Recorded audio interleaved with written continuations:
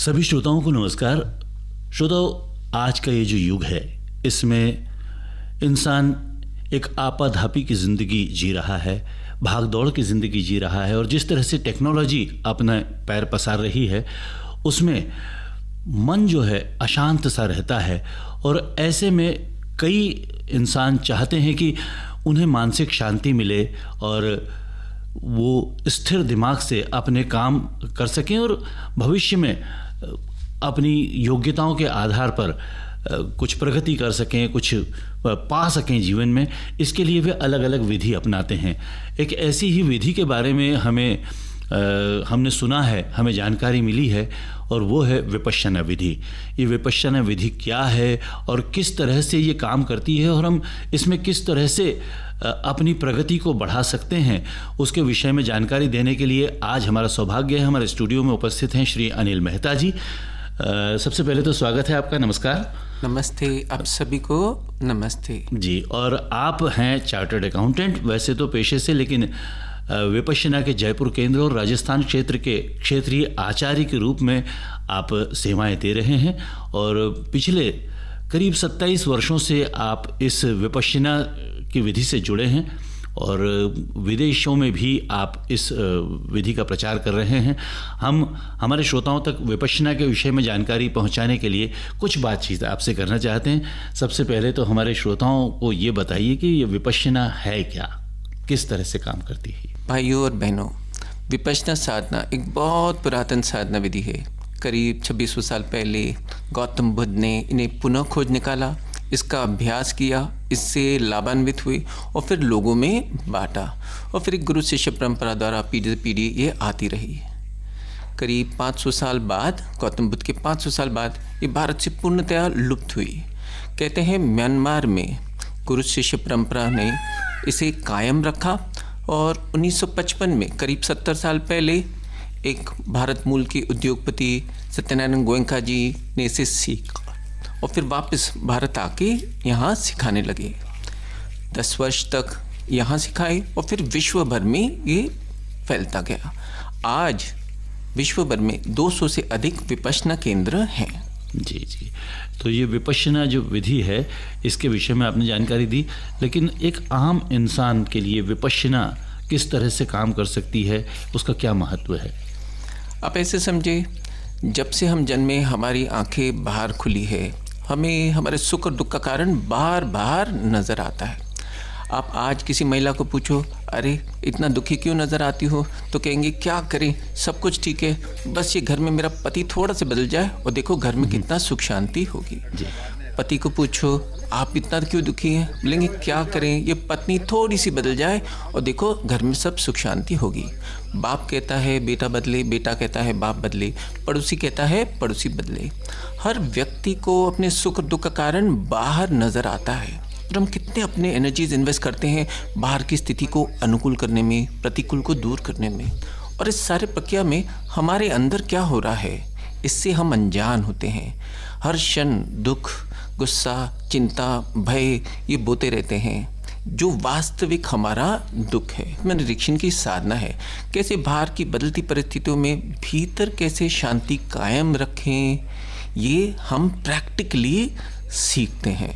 जी जी। जहाँ तक आपने कहा कि आत्मिक शांति नहीं है, पति अगर पत्नी की गतिविधियों से परेशान है, पत्नी पति को लेकर कि वो बदलना चाहती, जैसा आपने बताया, तो ये जो एक उम्र की परिपक्वता के साथ जो समझदारी जब इंसान में आ जाती है तो उस वक्त उसे आवश्यकता होती है एक स्थिरता की, जैसा आप कहना चाहते हैं। तो ये किस उम्र में जाकर विपश्यना की शुरुआत की जा सकती है? विपश्यना के आचार्य, प्रमुख आचार्य श्री सत्यनारायण गोयनका जी को जब ये सवाल पूछा तो उन्होंने कहा गर्भ में बच्चा इसे सीख सकता है। अच्छा। बहुत सी गर्भवती महिलाएं विपश्यना के शिविर में आती हैं, एक बड़ा अनुकूल वातावरण उनको और उनके बच्चे के लिए मिलता है। फिर भी 8 से 18 साल के बच्चे आज आनापानसति जो विपश्यना का प्रथम चरण है, आज विश्व भर में इसे सीख रहे हैं। बच्चे एक बदलती दुनिया में, तेज़ी से बदलती दुनिया में आज बढ़ रहे हैं। कितनी चुनौतियां उनके सामने होते हैं, पढ़ाई का बोझ, माता पिताओं की अपेक्षाओं पे खरा उतरना, कितने प्रलोभन, कितने व्यसन, पोर्नोग्राफी, अल्कोहल, ड्रग्स, इंटॉक्सिकेंट्स, नाजुक रिश्ते मैनेज करना, थोड़ी सी सरकारी नौकरियां और इतने सारे लाखों युवक उनका पीछा करते हुए, इन सब का नतीजा अक्सर तनाव, स्ट्रेस होता है। बचपन में ही हो जाता है। बिल्कुल। तो बच्चों को एक ऐसी प्रज्ञा की आवश्यकता है जिससे वो अपने मन को शांत, एकाग्र रख के इन चुनौतियों का सामना कर सके, जिसमें आनापानसति उनका मदद करती है। जी। 20 साल की उम्र होते होते कोई भी वयस्क एक 10 दिन का विपश्यना शिविर कर सकते हैं। जी। विपश्यना एक आवासीय 10 दिन के आवासीय शिविर में सिखाया जाता है। जी जी। अब जैसे उम्र की आपने बात कही कि 8 से 18 वर्ष की उम्र के बच्चे भी इसको कर सकते हैं, जो एक आपका शिविर होता है बच्चों का अलग होता है, और उससे बड़ी उम्र के लिए, वयस्क के लिए आपने कहा कि वो एक अलग तरह की विधि होती है। 10 दिन का ये शिविर होता है। आमतौर पर इसमें क्या साधक को क्या करना होता है? जो चाहता है कि विपश्यना में वो डूबे और अपने मन का उद्धार करे, तो वो किस तरह से, वो उसे क्या क्या किन विधियों से गुजरना होता है? आनापानसति अगर सीखना है, मन को अगर केंद्रित करना है, तो न्यूनतम 2 घंटे में बच्चे आनापान सीख सकते हैं। जी। किसी को अगर मन को जड़ से निर्मल करना है, उसका स्वभाव को बदलना है, तो 10 दिन के आवासीय शिविर में भाग लेना होता है। इसके लिए केंद्र के अलग अलग वेबसाइट होते हैं जिस पे वो जाकर आवेदन भर सकते हैं। जी। जब वो केंद्र में प्रवेश करते हैं, वहीं मोबाइल फ़ोन जमा हो जाता है। 10 दिन बाहर की दुनिया से कट जाते हैं। अच्छा। सुबह 4 बजे उठना, रात के 9 बजे तक एक बहुत गंभीर, बहुत सीरियस, बड़ा इंटेंस शेड्यूल 10 घंटे का रोजाना रहता है। अच्छा। पहले 3 साढ़े 3 दिन वो आनापानसति सीखते हैं, मन को एकाग्र करना। चौथे दिन से विपश्यना से परिचित होते हैं। जो कुछ वो वहाँ सीखकर फिर जिंदगी में कैसे उतारे, वो आगे आकर सीखते हैं। आमतौर पर किस वर्ण, समुदाय या संप्रदाय के लोग इससे जुड़ सकते हैं? विपश्यना सार्वजनीन है, यूनिवर्सल है। यद्यपि गौतम बुद्ध ने इसे खोज निकाला, लेकिन कोई भी व्यक्ति जो भीतर झांकेगा, शरीर और मन कैसे काम करते हैं, कैसे हम पर हावी होते हैं, ये जानने का काम करेगा, वो इसे सीख सकते हैं। तो हर वर्ण, मानव मात्र के लिए है ये। बिल्कुल, ये सार्वजनीन है। तो आज हिंदू, मुस्लिम, सिख, ईसाई, बौद्ध, ज्यूज सभी इसे सहर्ष स्वीकार करते हैं। जी। अगर सभी धर्म संप्रदाय के लोग इसे स्वीकार करते हैं, सीख सकते हैं, पर बौद्ध मत का कुछ विशेष प्रभाव इस विपश्यना विधि पर है क्या? ऐसे समझिए जैसे न्यूटन ने ग्रेविटी का डिस्कवर किया, उनका नहीं है, एक प्रिंसिपल है, उनके पहले भी था, बाद में भी रहेगा। इस प्रकार गौतम बुद्ध ने भीतर जाकर वो प्रिंसिपल्स ढूंढे, वो कुदरत के कानून ढूंढे जो हमसे संबंधित होते हैं, शरीर और मन से संबंधित होते हैं। ये सार्वजनीन है। जैसे योगा कोई भी सीख सकता है, उसके लिए लाभदायक होगा, वैसे विपश्यना एक मेंटल एक्सरसाइज है जो हर कोई सीख सकता है। इसमें कोई संप्रदाय का लेना देना नहीं है।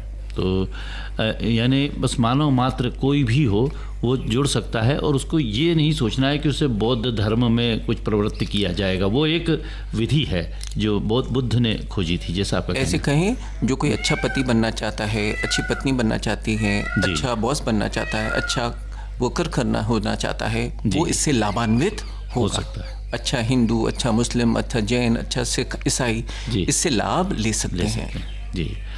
अब सबसे बड़ी बात ये आती है कि हर व्यक्ति इससे जुड़ सकता है, तो बात आती है अफोर्ड करने की।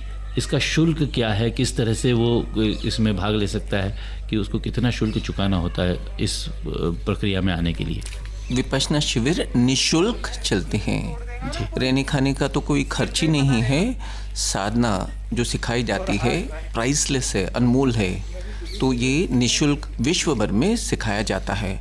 शिविर कैसे चलते हैं? दान पर चलते हैं। 10 दिन होते होते साधक को लगता है, अरे मेरा जीवन बदला, इतना अच्छा, जैसे किसी और ने मेरे साधना के लिए दान दी। उसके मन में कृतज्ञता जागती है और वो आने वाले साधकों के लिए स्व इच्छा से दान कर सकता है। कोई बंधन नहीं है दान करने का, लेकिन अगर कोई चाहता है तो वो दान कर सकता है। लेकिन कोई भी जो इसमें भाग लेना चाहता है उसके लिए महत्वपूर्ण ये है कि वो निःशुल्क है। ये बहुत अच्छी बात है। एक आम इंसान विपश्यना से जुड़ने के लिए, उसके लिए ये बड़ा मोटिवेशन होगा। इसमें शिविर कहाँ कहाँ लगते हैं, आमतौर पर कहाँ होते हैं? देश भर में शिविरों के स्थान और भी होंगे। आज विश्व भर में 200 से अधिक केंद्रों में विपश्यना सिखाया जा रहा है। जी, तो आमतौर पर जो ये शिविर लगते हैं, इसमें शासन प्रशासन की ओर से भी कुछ सुविधाएं दी जाती हैं, कहीं इस तरह का कुछ है क्या? विपश्यना का विशेष प्रभाव शासन में, बिजनेस कम्युनिटी के साथ, बच्चों के साथ और जेलों में रहा है। जी जी जी।